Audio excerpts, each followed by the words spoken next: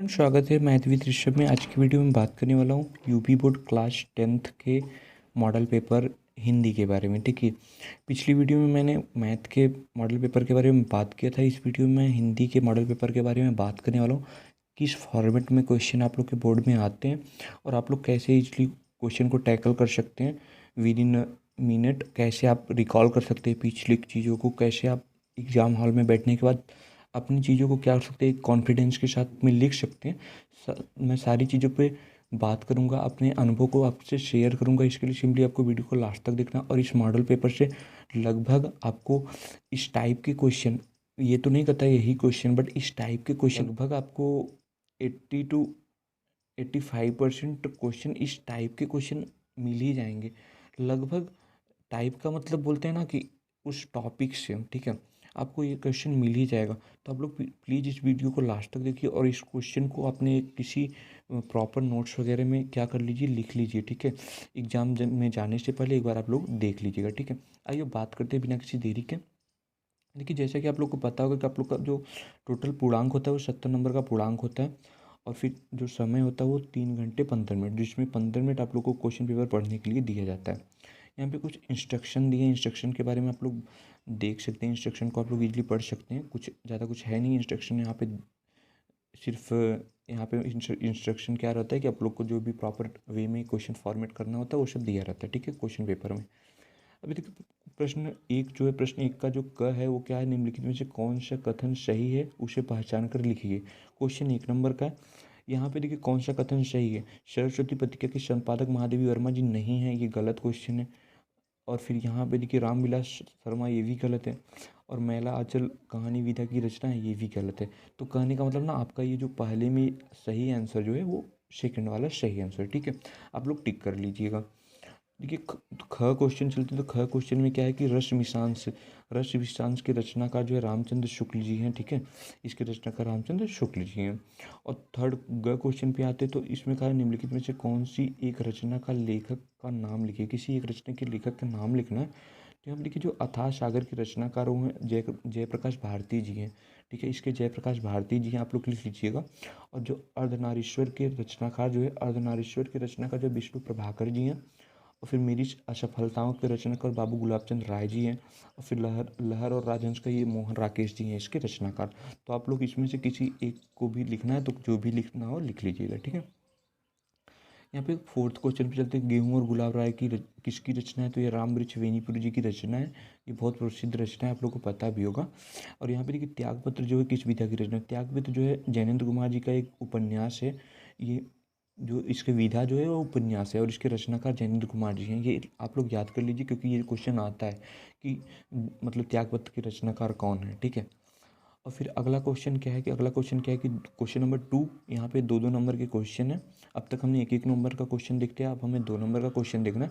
इसमें दे रखा है रीति मुक्त धारा की किन्हीं 2 कवियों का नाम लिखिए। देखिए रीति मुक्त धारा के जो 2 कवि हैं वो आप आलम और फिर घनानंद और फिर बोधा ठाकुर द्विजदेव, इतने कवि का नाम मैं बता दिया, आप लोग किसी भी 2 कवि का नाम लिख दीजिएगा। ठीक है, आलम, धनानंद, बोधा ठाकुर, द्विजदेव। ठीक है, अच्छा।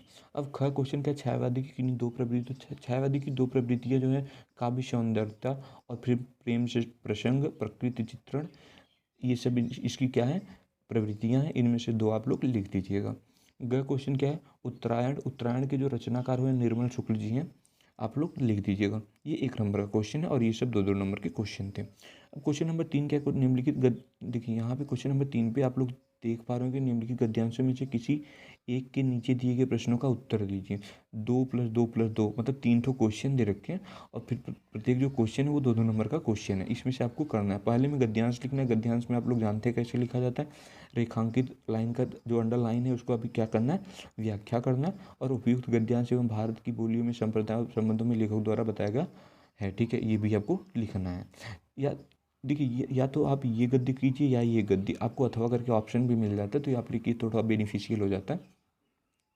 तो क्वेश्चन नंबर 4 चलते। क्वेश्चन नंबर 4 पे आप लोग देख पा रहे होंगे कि निम्नलिखित पद्यांशों में से किसी एक की संदर्भ व्याख्या कीजिए तथा काव्य सौंदर्य स्पष्ट कीजिए। देखिए इसमें से 1-4-4, पहला क्वेश्चन 1 नंबर का, दूसरा क्वेश्चन 4 नंबर का, और इसके बाद का जो क्वेश्चन है वो 1 नंबर का क्वेश्चन है, ठीक है। तो आइए देखते हैं यहाँ पे, देखिए इसमें भी आपको ऑप्शन मिल जाता है अथवा करके, तो आप लोग जो भी क्वेश्चन आपको सही लगे तो आप लोग कर सकते हैं, ठीक है। अब देखिए यहाँ पे क्वेश्चन नंबर 5 पे चलते हैं। तो क्वेश्चन नंबर 5 जो है, निम्नलिखित में से किसी एक लेखक का जीवन परिचय देते हुए उनकी किसी एक रचना का उल्लेख कीजिए। देखिए आचार्य रामचंद्र शुक्ल जी का जीवन परिचय आप लोग याद करके जाइएगा, ये काफ़ी इंपॉर्टेंट जीवन परिचय है और ये काफ़ी बार पूछा जाता है। और जयशंकर प्रसाद जी का, और ठीक है, ये दोनों काफ़ी इंपॉर्टेंट जो हो सकते हैं एग्जाम के पॉइंट ऑफ व्यू से। और उसके बाद तो आप लोग याद ही कर लीजिएगा महादेवी वर्मा का, और फिर यहाँ पे मैथिली शरण गुप्त जी का, सूरदास जी का। इनमें से देखिए, इनमें से कोई एक आप लोग के बोर्ड में भी फंसेगा, मैं 100% गारंटी के साथ कहता हूँ। देखिए इनमें से कोई एक आ जाएगा, पक्का आ जाएगा, और इनमें से भी कोई एक आ जाएगा, ठीक है। तो आप लोग इन सब के जो मेनली जो क्या होता है ना, इनका डेट ऑफ बर्थ और फिर इनकी जो मतलब मृत्यु, 2 चीज़ों को ईज़िली अपना, और इनकी रचनाएँ, 3 चीज़ों को आप लोग जो होता है अच्छी तरह से याद कर लीजिए, और बाकी चीज़ों को आप लोग अच्छे से लिख भी सकते हैं, ठीक है, अपने मन से भी। तो आइए नेक्स्ट क्वेश्चन, क्वेश्चन नंबर 6 पे देखिए। क्वेश्चन नंबर 6 अपना क्या दे रखा है कि निम्नलिखित में से किसी एक का ससंदर्भ हिंदी में अनुवाद कीजिए। देखिए ये संस्कृत की बातें, अनिवार्य संस्कृत की बातें, यहाँ पे आप लोग को क्या करना है, इसका अनुवाद करना है। तो आप लोग कर लीजिएगा अनुवाद में अच्छे से, अच्छी हैंड राइटिंग के साथ आप लोग इजीली क्या कर सकते हैं, इसके अनुवाद को कर सकते हैं, अगर आप लोगों ने अच्छे से क्लासरूम में पढ़ा है, ठीक है। अभी क्वेश्चन नंबर 7 चलते। क्वेश्चन नंबर 7 भी आप लोग का यहाँ पे 2 नंबर का क्वेश्चन, यहाँ पे अपनी पाठ्यपुस्तक से कंठस्थ की हुई एक श्लोक लिखिए। तो आपको लोग को एक श्लोक भी याद करना होता है बोर्ड के पॉइंट ऑफ व्यू से, तो आप लोग याद कर लीजिएगा अच्छे से, ठीक है। और फिर यहाँ पे देखिए क्या, निम्नलिखित प्रश्नों में से किन्हीं 2 प्रश्नों के उत्तर संस्कृत में लिखिए। देखिए संस्कृत में लिखने का मतलब क्या है कि इसका क्या है कि जो 2 प्रश्नों के उत्तर जो है अनिवार्य संस्कृत के हैं, और इसको क्या लिखना है, संस्कृत में आंसर करना है। तो आप लोग इसको भी कर लीजिएगा, 1-1 नंबर का ये भी क्वेश्चन है। क्वेश्चन नंबर 8 की बात करते हैं, और मैं इसका थोड़ा आंसर देने का भी प्रयास करूँगा। क्वेश्चन नंबर 8 क्या है, करुण रस अथवा हास्य रस का जो है अस्थाई भाव को परिभाषा सहित बताइए। तो देखिए 2 नंबर का क्वेश्चन है। करुण रस जो है, करुण रस क्या होता है कि करुण रस का जो अस्थाई भाव होता है वो शोक होता है। हास्य रस का अस्थाई भाव जो होता है वो क्या होता है, हास्य होता है, ठीक है। तो यहाँ पे करुण रस और यहाँ पे हास्य रस का आप लोग अस्थाई भाव लिख के इसका एक मतलब परिभाषा भी देना, परिभाषा आप लोग अपने अकॉर्डिंग दे दीजिएगा। और फिर यहाँ पे देखिए ख क्या है, उपमा तथा रूपक अलंकार की परिभाषा देते हुए उदाहरण बताइए, ठीक है। तो यहाँ पे देखिए उपमा अथवा, इसमें से एक ही करना है, दोनों नहीं करना आपको, आपको ये मेन याद रहना चाहिए, इसमें से सिर्फ एक ही करना है, या तो उपमा कीजिए या रूपक कीजिए। तो मैं देखिए उपमा का बताता हूँ। उपमा क्या होता है ना, उपमा में एक वस्तु क्या किसी दूसरे वस्तु से क्या किया जाता है, तुलना किया जाता है, ठीक है। वस्तु के साथ, जैसे कि क्या होता है कि वस्तु अलंकार में एक वस्तु या क्या होता है कि उसकी तुलना दूसरी वस्तु की जाती है। जैसे कि मैं कहूँ कि हरिपद कोमल कमल, पीपर पात सरिस मंडोरा, तो ये सब क्या है, इसके एग्जाम्पल हैं, ठीक है। तो ये सब आप लोग याद कर लीजिएगा। और फिर यहाँ पे देखिए थर्ड की बात करें तो सोरठा और रोला की बात हुई है। रोला क्या होता है, रोला एक सममात्रिक छंद होता है जिसमें क्या होती है कि 4 चरण होते हैं और प्रत्येक चरण में 24-24 मात्राएं होती हैं। जबकि सोरठा क्या होता है, एक विषम मात्रिक छंद होता है, और फिर इसमें क्या होती है कि प्रथम और तृतीय चरण में 11-11 मात्राएं, और द्वितीय और चतुर्थ चरण में 13-13 मात्राएं होती हैं, ठीक है। तो ये सोरठा और रोला की डेफिनेशन है। और फिर देखिए 9th क्वेश्चन आते हैं। तो यहाँ पे देखिए 9th क्वेश्चन में आप लोग को दे रखा है कि उपसर्ग की बात की।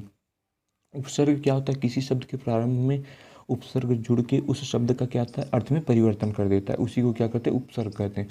तो देखिए सु सु से उपसर्ग से बनने वाले शब्द बहुत सारे शब्द हो सकते हैं। जैसे कि अगर मैं बात करूँ तो जैसे सु शब्द से बनने वाले, जैसे सुभाषित हो गया, सुगम हो गया, स्वागत हो गया, तो ये सब क्या है, सु शब्द से बनने वाले शब्द हैं।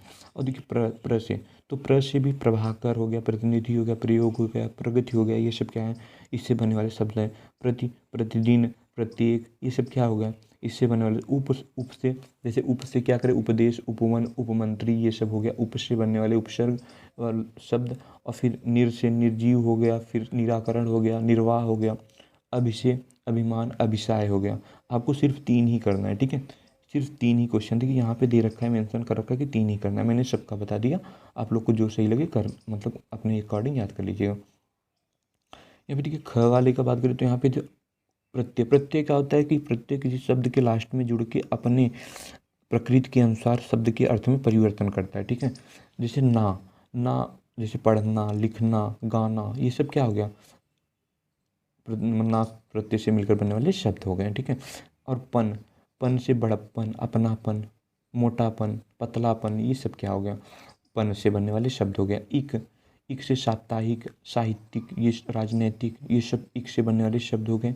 इसी प्रकार से ई से बनने वाले दर्शनीय, स्वर्गीय, प्रदर्शनीय, ये सब क्या है, ई से बनने वाले शब्द हैं। देखिए ग क्वेश्चन क्या है, ग क्वेश्चन में आप लोग को निम्नलिखित में से किन्हीं दो का समास विग्रह कीजिए तथा समास का नाम भी बताइए। ये भी 2 नंबर की क्वेश्चन है, 1-1 नंबर का क्वेश्चन, आपको 2 क्वेश्चन करना है। राधा कृष्ण, राधा और कृष्ण, ये द्वंद्व समास है, ठीक है।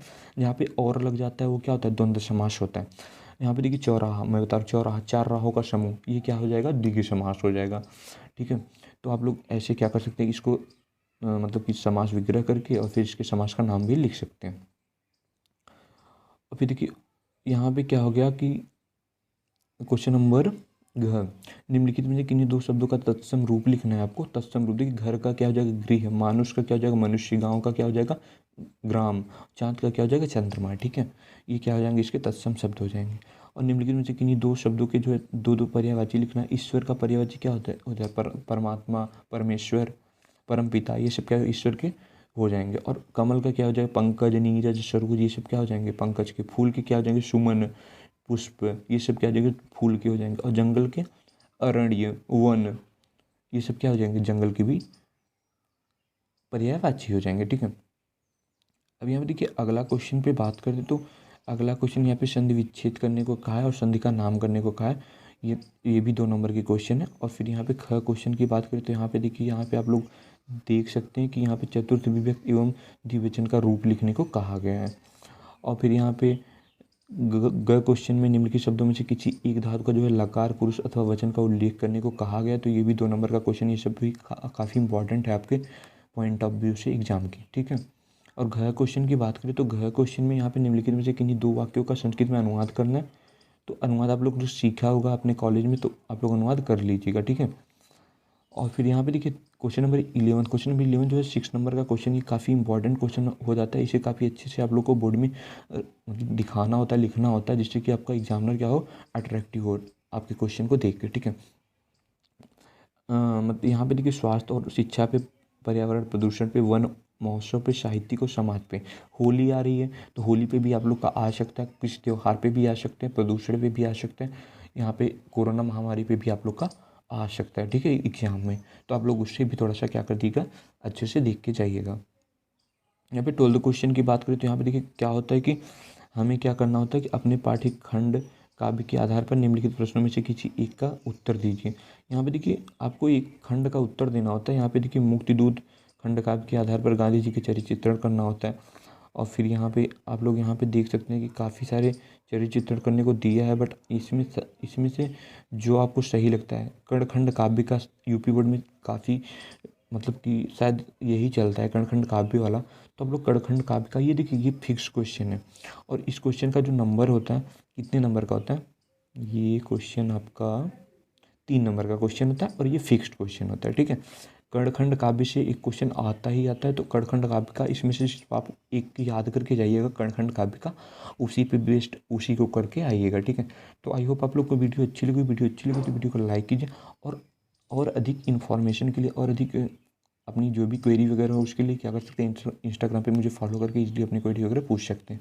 मिलते हैं नेक्स्ट वीडियो में, तो tata bye bye, take care, thanks for watching.